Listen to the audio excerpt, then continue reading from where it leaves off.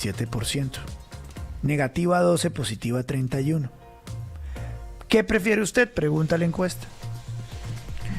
¿Que su ahorro pensional esté en una cuenta personal administrada por expertos o que sea manejada por el gobierno? 72% expertos, 28% por el gobierno. ¿Usted prefiere que sus aportes a pensión se acumulen en una cuenta de ahorro individual a su nombre cuyos recursos son de su exclusiva propiedad? 83%. Vayan a un fondo común, 17%. ¿Qué prefiere usted? ¿Usted prefiere que el ahorro que tiene en su pensión se destine para garantizar su pensión? 74%. Pagar las pensiones de otras personas, 16%. Financiar gastos del Estado con la promesa de que le van a pagar en el futuro la pensión, 10%. Vale la pena notar que ese último ítem es el que está haciendo el gobierno. Va en contra de lo que piensan las mayorías. ¿Usted preferiría en caso de fallecer que su dinero ahorrado para la pensión sea entregado como herencia a primos, sobrinos, hijos e incluso mayores de 25 años? 97%. Que pase al Estado, 3%. Oiga, ¿en qué quedamos, don Juan? Si uno se muere, ¿qué pasa con la pensión en esta reforma? Pues lo que están diciendo es que elimina una posibilidad de sustitución. Pero cuando mueren los dos herederos. Es decir, pero hay que ver cómo quedó redactada la posibilidad de que el cónyuge supérsite reciba la pensión. Ahora, Luis Carlos, eso hay que decirlo. Es justo cuando realmente es una pareja que ha estado casada y la viuda queda muy viejita y sin ningún recurso. Pero eso se prestó para cosas horribles, como familias que ante la inminencia de la muerte del abuelo pensionado lo casaban fraudulentamente con una muchachita de 20 años para que a la muchachita de 20 años le quedaran 60 años de pensión. Mucho militar de buena pensión lo hizo y eso hubo un escándalo. Eso ya está reglamentado. Eso no. La encuesta dice lo siguiente: derecho a elegir dónde aportar su pensión. ¿Usted considera que es su derecho poder elegir dónde aportar su pensión? 87% sí, 3% no. ¿Está de acuerdo o en desacuerdo que la plata de los subsidios para las personas mayores de 65 años que no tienen ingresos debe salir del Estado? 88% sí. Es que nadie está en desacuerdo con eso. En su opinión, ¿cree usted que la reforma podría impactar la cantidad de personas que se pensionarían? 33% sí, 40% no. No saben, no entienden. ¿Aprueba usted que sus ahorros sean utilizados para financiar las pensiones de otras personas? 63% no. Claro. 19% sí. Claro, es que ese es el tema. Es decir, hay gente que se ha matado trabajando 30 años. No, pero 25, la gente piensa, lo mío es mío. Pero es que es un ahorro. Pero mire, hay gente que se ha sufrido y todo eso, y obviamente tenemos que ser solidarios, pero es que hay gente que deliberadamente nunca quiso emplearse, quiso ser informal. Pero también hay gente que no pudo, ¿no? Pero quiso ser informal. Por muchas razones. Pero mire, Luis Carlos, que la lista de las preguntas eran las razones en gran medida de quienes salieron a marchar el domingo. Es decir, el Congreso lo que hizo anoche fue darle la espalda completa a un enorme número de colombianos que pensaba distinto a las decisiones que tomó el Congreso. Lista de senadores destacados que votaron sí a la reforma pensional. Angélica Lozano, Partido Verde. John Jairo Roldán, Partido Liberal. Juan Diego Echavarría, de Antioquia, Partido Liberal. Ustedes decidan si van a votar por ellos de nuevo o no. Senadora Karina Oliver, de Sucre, Liberal. Senador Fabio Raúl Amin, de Córdoba, Liberal. Jaime Enrique Durán, Santander, Liberal. Laura Esther Forti, Liberal de Bolívar. Claudia María Pérez, Liberal de Atlántico. Carlos Chacón, Alejandro Carlos Chacón, Liberal de Cúcuta.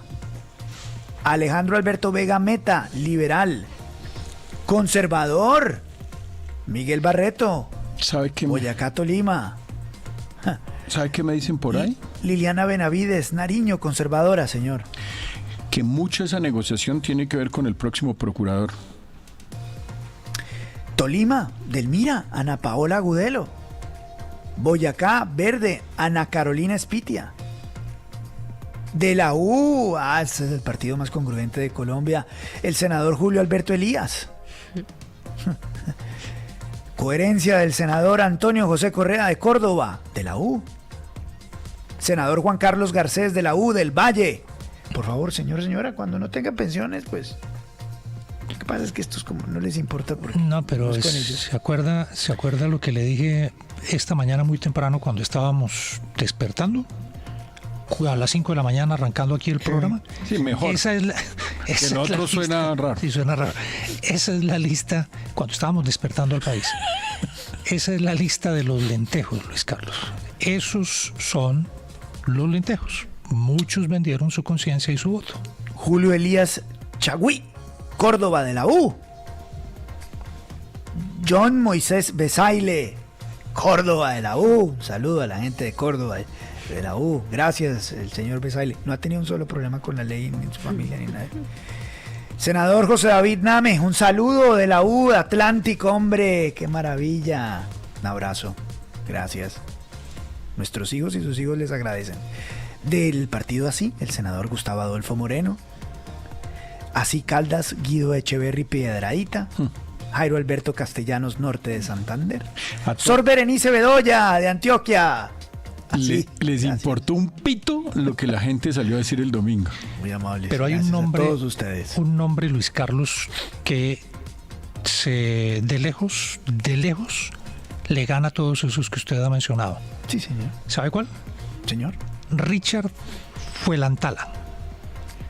Richard Fuelantala es un senador del partido AICO, de los indígenas, que se apertrechó en las afueras del Congreso y que el ministro del Interior y el director de la DNP, Alexander López, fueron a traer casi a rastras para conseguir el quórum para que se pudiera votar.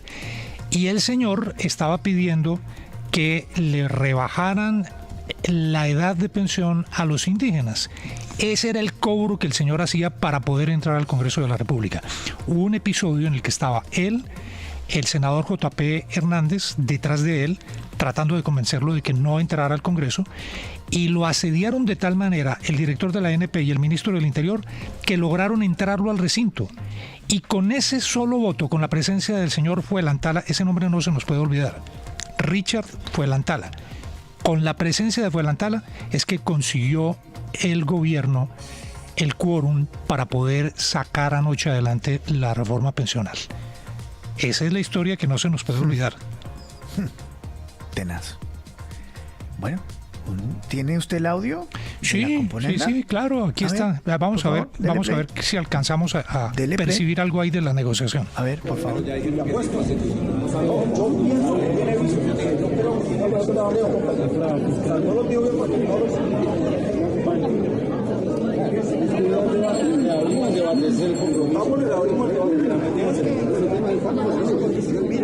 Miren lo que representa. Nosotros creamos la organización precisamente para defender los derechos de la población rural. Y esta defensa de los derechos humanos, de pronto queda en papel. Es decir, la esperanza de vida son 65 años. ¿En qué momento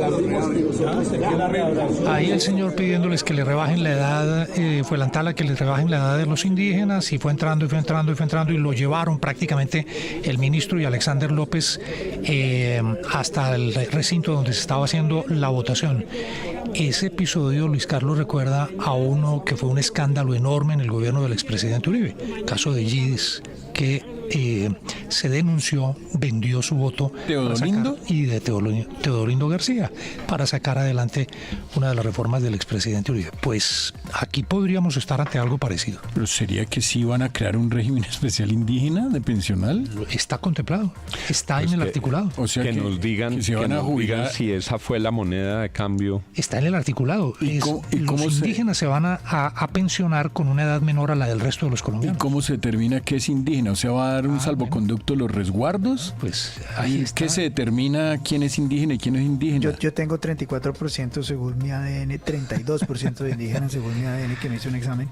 ¿Significa que tengo una reducción del 32% o me van a dar 32% de la pensión? No sé. Qué cosa más rara, es decir, ¿cómo se define quién es indígena y quién no es indígena? Y entonces hay un régimen especial. ¿Qué problema?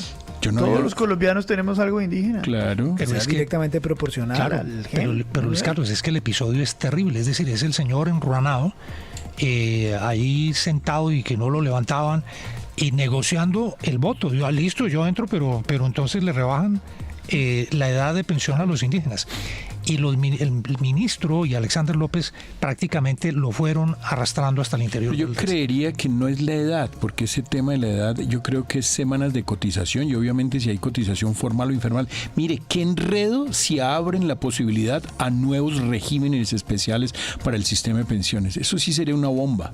9:36 aquí en la FMRC, en las noticias como son.